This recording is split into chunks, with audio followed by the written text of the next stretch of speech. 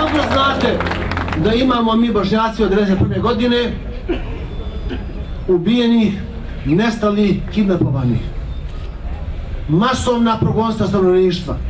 Prekjuče je bilo 20 i kusur godina od 2003. godine, od 18.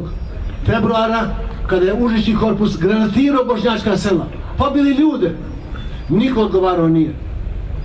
I prije 3 dana našao se jedan tužilac za ratne zločine da pokrene to pitanje. I pokrenuo pitanje, se ispitaju grobnice masovne gdje su zakopani Bošnjaci, Albanci i druge manjine.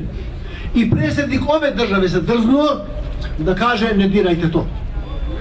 To je poruka svim tužiocima da ne diraju po zločinima koje su učinili u njihovo ime. To je poruka svim Bošnjacima da izgube nadu za budućnost.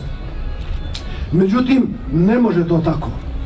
Mi smo danas sve manjine, demokratske stranke iz opozicije zajedno podijeli zahtev za smjenu predsjednika države. On je simbolika. Ako on kaže tužiocima ne diraj to, ne kopaj po tim stvarima, onda je to poruka policiji da i dalje ubije Bošnjake, da vojska i dalje silu koristi da ubija Bošnjake, a da niko ne smije to da radi. Ne može to tako. Ne može to tako.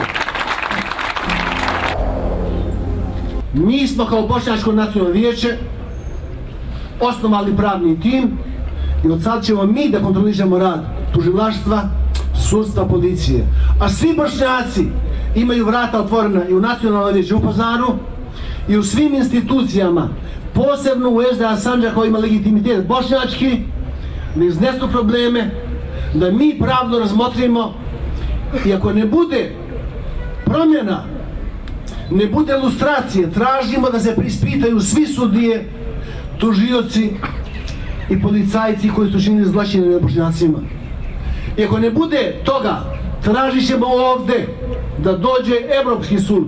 Evropski posmatrači nećemo priznavati ove ovdje miševe koji kužu.